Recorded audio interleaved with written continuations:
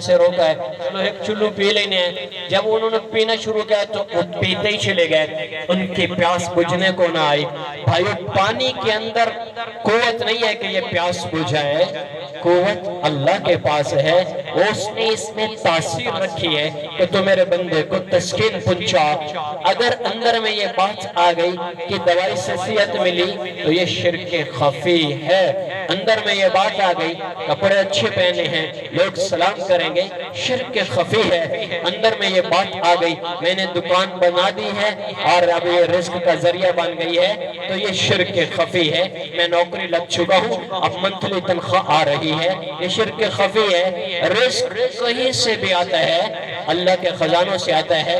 فضیل بن عیاض رحمہ اللہ تعالی اب باجزید بستامی کسی کے پیچھے نماز پڑھ رہے تھے تو کچھ دن کے بعد وہ امام کہنے لگا کہ حضرت میں دیکھتا ہوں آپ کچھ کرتے نہیں ہیں اور کھاتے پیتے کہاں سے ہیں، کوئی تجارت نہیں، کوئی کاروبار نہیں۔ تو باجزید بستامی رحمہ اللہ تعالیٰ نے فرمایا، اچھا تیرا تو اللہ پہ یقین ہی کوئی نہیں، پہلے میں وہ نمازیں لٹا لوں جو میں نے تیرے پیچھے ادا کی ہے، کہ میں کوئی کام نہیں کریں تو روٹی نہیں لگتی۔ شرک خفی، ہم سب پھنسے ہوئے اس میں۔ جو اس دنیا سے رخصت ہوا، سفیان ثوری خواب میں ملے کسی کو موت کے بعد، تو پوچھا سفیان اللہ نے کیا کیا تیرے ساتھ، کیا معاملہ ہوا؟ کہا سب ٹھیک تھا، اللہ نے مجھے کھڑا کیا، پوچھا سفیان ایک دن تو نے دودھ پیا اور بعد میں تیرے پیٹ میں درد پڑ گیا تو تو نے کہا دودھ پیا ہے اس سے پیٹ میں درد ہوا، بول درد دودھ نے کیا تھا یا تیرے رب نے کیا تھا؟ اللہ نے مجھ سے پوچھا کہ سفیان کیا لے کر آیا؟ میں نے کہا توحید لے کر آیا ہوں، توحید۔ اس پر اللہ نے مجھے یہ جواب دے گو دودھ ڈیڑھ اسپیڈ پائی ہے یہ میں پڑھی ہے۔ بھائیو، اس حال میں جو رخصت ہوا کہ اس کا دل میں کوئی شرک نہیں، اور پھر اقام الصلاۃ، نماز سے بات شروع کی تھی تو یہ حدیث جو میں نے خطبے میں پڑھی کہ نماز کا عادی ہو اور زکوٰۃ دیتا ہو۔ نماز اور زکوٰۃ کو کیوں جوڑا؟ دین تو بے شمار چیزیں پڑھی تھیں جو میرے نبی بیان کر سکتے تھے، اور بھی بہت سی احادیث ہیں۔ اتنی حدیث اخلاق کے موضوع پہ ہیں کہ ان احادیث کو اگر آدمی پڑھ لے تو لگتا ہے بس اخلاق چنگے کر لگی اور کچھ نہ کری تو معافی ہو جیسے۔ ایسی احادیث اخلاق پر اتنے درجات ملتے ہیں، لیکن یہاں اللہ کے نبی نے کیا فرمایا؟ جس نے شرک نہ کیا ہو، وہ نمازی ہو اور وہ زکوٰۃ دیتا ہو، اس حال میں اٹھ گیا واللہ عنہ راضٍ، اللہ اس سے راضی ہو گیا۔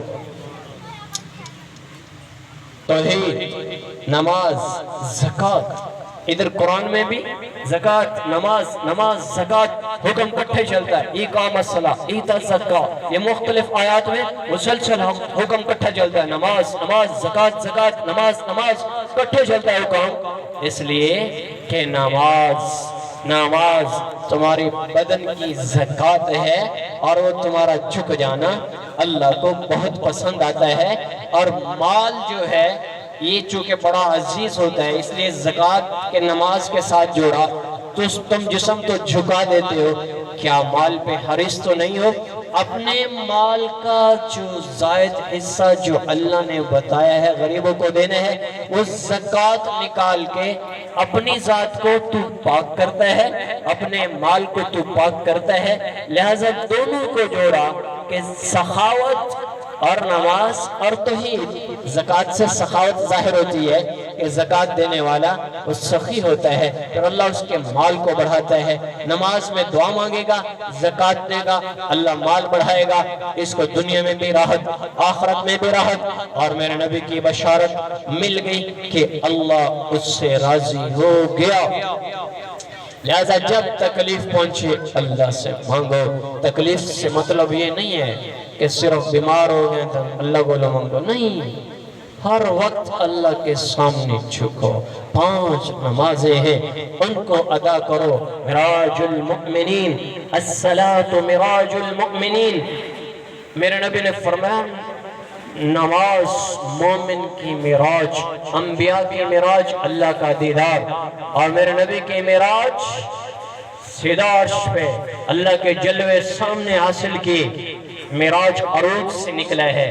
عروج مسلمان کی خواہش ہے کہ مجھے عزت ملے، میں عروج پہ جاؤں، میں اچھی زندگی گزاروں. یہ خواہش سب کے اندر موجود ہے. اللہ تعالیٰ کے نبی نے تمہیں عروج کا ذریعہ بتایا، تمہیں بلندی کا ذریعہ بتایا کہ تمہاری معراج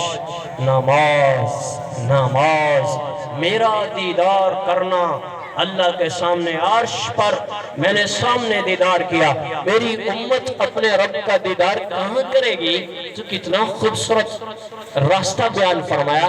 ان الساجد یسجد فی قدم الرحمن، سجدہ کرنے والا رحمان کے قدموں میں سر رکھ دیتا ہے. یہ سر ادھر رکھتا ہے اور اس کے سامنے عرش کھل جاتا ہے. یہ سر مٹی پہ ٹیکتا ہے، یہ پیشانی یہاں گراتا ہے کہ سر چھپا لینا بہت بڑی ذلت ہے، بہت بڑی ذلت. ایک بعض اوقات کبھی کبھی آپ سن لیتے ہوں گے، بچپن میں تو استاد سکول والے وہ کان بتاتے بتاتے لیکے کھٹ کہ سب سے ذلت والا کام ناک اور پیشانی زمین پہ رکھنا. اور تم جب اللہ کے سامنے یہ سجدہ کرتے ہو، میرے رب کی قسم پوری کائنات سے سب سے عزت والا عمل سجدہ بن جاتا ہے. آؤ بھائیو، اللہ سے مانگنا سیکھیں. نماز بہت بڑی دولت ہے، اس سے اپنے مسائل حل کرو. جب بھی کوئی تکلیف ہو، جب بھی کوئی حاجت ہے، میرے نبی نے فرمایا اللہ سے 2 رکعت نفل پڑھ کر 2 رکعت پڑھ کے اللہ سے دعا مانگو، اللہ تمہاری ضروریات کو پورا فرما دے گا. ابو ہریرہ تشریف لائے، یا رسول اللہ میرے پیٹ میں درد ہے. اللہ کے نبی نے فرمایا ابو ہریرہ چل 2 رکعت نماز پڑھ. 2 رکعت نماز پڑھی اور پیٹ کا درد ختم. چونکہ یقین بنا ہوا تھا کہ یہاں سے راحت ملے گی. ہمیں یقین ملا ہوا ہے کہ بھائی دنیا سے راحت آتی ہے. علم ٹیڑھا ہو گیا، یقین ٹیڑھا ہو گیا. ہم کہتے ہیں دوائی ملے گی تو صحت آئے گی. وہ کہتے تھے اللہ کے نبی کا فرمان حق اور سچ ہے، یہ ہوگا تو یہ ہو جائے گا، یہ سچ ہو جائے گا. آ گیا اس کا وہ جو زیادہ سخی تھا، کیا نام تھا اس کا، جو حاتم زائی، جن سے نام نہیں، حاتم زائی کا بیٹا آ گیا. بہن مسلمان ہو گئی، میرے نبی کے پاس آیا اور آ کر جب دیکھا کہ آپ مصلی پہ صف پہ بیٹھے ہیں، پھٹی ہوئی صف، کچی زمین، اور تکیہ ہے اس میں کھجوروں کی شاخیں گٹو ایچ بری ہوئی پتے کھجور کے. کہ میرے نبی کا تکیہ، یہ چھوٹی چھوٹی چیزیں اس نے دیکھی. وہ کہنے لگا یہ آپ کی حالت یہ ہے اور آپ دعویٰ کرتے ہو کیسر و کسرا کا، یمن کو فتح کرنے کا، یہ کہاں اور وہ کہاں. اللہ کے نبی نے اس کے سینے پہ ہاتھ رکھا اور آپ نے فرمایا جا، آج کے بعد تو بھی اس قافلے میں شریک ہوگا، تو بھی اس میں شریک ہوگا.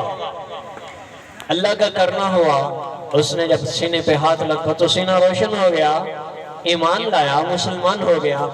پھر ایک دن وہ آیا جب وہ قلعے پہ اوپر چڑھا، ایک پاؤں ادھر تھا ایک پاؤں ادھر تھا. اچانک اس کے منہ سے نکلا صدق اللہ و صدق رسولہ، اللہ اور اللہ کے رسول نے سچ کہا. بھائیوں کے دلوں میں یہ باتیں ایسی اترتی تھی کہ اللہ کے نبی نے یہ فرما دیا یہ ہوگا. وہ فرمایا کرتا تھا بعد میں، جس دن میرے سینے پہ اللہ کے نبی نے ہاتھ مار کے یہ بات کی تھی، مجھے سمجھ آ گئی کہ جب تک وہ قلعہ فتح نہیں ہوتا مجھے موت نہیں ہوتی. آپ نے فرمایا ابو دردہ سب سے آخری چیز تو دودھ پیے گا. ابو دردہ رضی اللہ عنہ فرماتے ہیں مجھے یقین ہو گیا جب تک آخری چیز میں دودھ نہیں پیوں گا مجھے موت نہیں آئے گی. جنگل میں گئے، سب سے الگ صحابی تھے، الگ مزاج تھا ان کا، جنگل میں تھے تو موت کے قریب وقت تھا، بیوی جی اکیلے تھے تو پریشان ہو گئے کہ موت آنے والی ہے، آخری وقت تھا تو بیوی رونے لگی، فرمایا میں اس وقت تک نہیں مر سکتا جب تک میں دودھ نہیں پیوں گا۔ ایک قافلہ مسلمانوں کا جہاد کے لیے نکلا، وہ جنگل کے قریب سے گزرا تھا، انہوں نے خیمہ دیکھا، وہ قریب ہے تو دیکھا ابو دردہ ان حالات میں ہیں، انہوں نے دودھ پیش کر دیا، انہوں نے دودھ پی لیا اور اس کے بعد گئے اللہ کے پاس۔ میرے بھائیو یہ یقین ہمارا بدل جائے کہ جو اللہ کے نبی نے بتا دیا وہ حق اور سچ ہے، جو اللہ نے حکم قرآن میں سنا دیے وہ حق اور سچ ہے، ان کو لے کے چلے گے، دنیا بھی بنے گی آخرت بھی بنے گی۔ لہذا بھائیو اپنے علم کو ہم سمیٹ کے رکھ دیں، قرآن کے سامنے اپنا علم چھوڑ دیں، احادیث کے سامنے اپنا علم چھوڑ دیں، جو اللہ کہتا ہے وہ مان لیں، جو اللہ کے رسول فرما گئے وہ مان لیں، جو اس کے صحابہ نے کر کے دکھایا ان کو کریں۔ جب یہ کرنا شروع کر دیں گے مجھے اللہ سے پوری امید ہے اس کائنات کا نظام بدل جائے گا، اللہ امن کے دروازے کھول دے گا، اللہ خیر کے دروازے کھول دے گا، اور جب اللہ اور اللہ کے رسول کی نہیں مانی جاتی پھر کائنات سب کے سب مخالف ہوتی ہے، زمین و آسمان کی چکی الٹی چلتی ہے کہ ان کو پیس کے رکھ دو۔ میرے محترم بھائیو یہ کائنات اللہ کی ہے، جب تک اس کے سامنے اس اللہ کے سامنے ہم جھکتے رہیں گے یہ کائنات ہماری نوکر بن کے چلے گی۔ اگر اللہ کی مخالفت کی، اس کے نبی کی مخالفت کی، یہ نظام الٹا ہو جائے گا۔ جنہوں نے غلامی اختیار کی صحابہ رضوان اللہ تعالی علیہم اجمعین، پوری دنیا ان کے غلام بنی، صحابہ کے تابع آگ ہوئی، صحابہ کے تابع پانی ہوئے، صحابہ کے تابع زمین ہوئی۔ عمر بن خطاب رضی اللہ تعالیٰ نے زمین پہ زلزلہ آیا، اٹھ کے کھڑے ہوئے، کوڑا مارا، ارے زمین کیوں ہلتی ہے، جانتی نہیں عمر تیرے اوپر عدل کرتا ہے، مدینہ میں آج تک دوبارہ زلزلہ نہیں آیا، قیامت کے زلزلے سے پہلے زلزلہ نہیں آ سکتا۔ پانی تابع ہو گیا، دریا نیل کو خط لکھتا ہے اکیلا بیٹھ کے، اور عمر بن عاص کے پاس خط پہنچاتا ہے، اس دریا میں ڈالو، پرچی پہ کیا لکھا، ارے دریا اللہ کے حکم سے چلنا ہے تو چل ورنہ ہمیں تیری کوئی ضرورت نہیں ہے۔ اس دن سے دریا نیل چلا، آج تک چل رہا ہے۔ ساری دنیا کے دریاؤں کا رخ شمال سے جنوب کی طرف ہوتا ہے اور دریا نیل کا رخ جنوب سے شمال کی طرف ہے، اور وکٹوریا جھیل سے یہ نکلتا ہے اور 16 ہاتھ پانی آیا، آج تک 1 انچ پانی کم نہیں ہوا۔ پانی تابع، آگ نکلتی ہے، تمیم داری رضی اللہ عنہ کو بھیجتے جاؤ اس آگ کو بجھاؤ، لوگ گئے مدینہ میں سے آگ نکلے، زمین سے آگ نکلے، لاوا پھٹتا ہے جیسے، تو وہ گئے اپنے کپڑے سے ایسے زمین کو کہا پیچھے ہٹ، جس سوراخ سے زمین نکلی وہیں ہاتھ مار کے اس کو بند کر دیا۔ آگ بھی ان کے تابع، پانی ان کے تابع، جانور ان کے تابع۔ آپ جنگل میں ابو رافق گئے جنگل میں اور وہاں اعلان کیا کہ لوگوں نحنو اصحاب رسول اللہ، سب اعلان کیا، لوگوں کو بھی جانوروں کو بھی، وہاں خطرناک جانور تھے، نحنو اصحاب رسول اللہ ارحلوا انا فعنا نازلون فقد وجدناه بعد جام ثلاث قتلناه، ارے جنگل کے درندوں خالی ہو جائیت حسبا، نکلو جانوروں یہاں سے، ہم اللہ کے نبی کے ساتھی ہیں، ہم اللہ کے نبی کے غلام ہیں، اس جنگل کو خالی کر دو، 3 دن کے بعد اگر کوئی ملا تو ہم اسے ہلاک کر دیں گے۔ تاریخ میں مورخین نے لکھا ہے، مفتی تقی عثمانی صاحب نے بھی لکھا ہے کہ وہ جنگل 3 دن میں خالی ہو گیا، اور سانپ اپنے بچوں کو منہ میں اٹھا کے بھاگ رہا، بندر اپنے بچوں کو اٹھا کے بھاگ رہا، شیر اپنے بچوں کو اٹھا کے بھاگ رہے، سارا جنگل خالی ہو گیا۔ اور پھر یہ نکلتا ہے وہاں سے، کچھ صحابہ ساتھ تھے، راستے میں سیر آیا تو پیاس لگی پانی کے لیے، تو ایک صحابی نے کہا پانی پینا تھا، پیاس لگی، امیر المومنین گھوڑے سے اترے، 2 رکعت نفل پڑھی، دعا مانگی، ہاتھ ابھی چہرے پہ واپس نہیں پھیرے تھے تو زمین پھوٹی، گھوڑے نے پاؤں جو لگایا ایسے زمین سے، اندر سے پانی نکلا، ہزاروں چشمہ تیری سنگراہ سے پھوٹے، خودی میں ڈوب کر ضرب کلیم پیدا کر، بھائیو پانی ان کے تابع، زمین ان کے تابع، جانور ان کے تابع،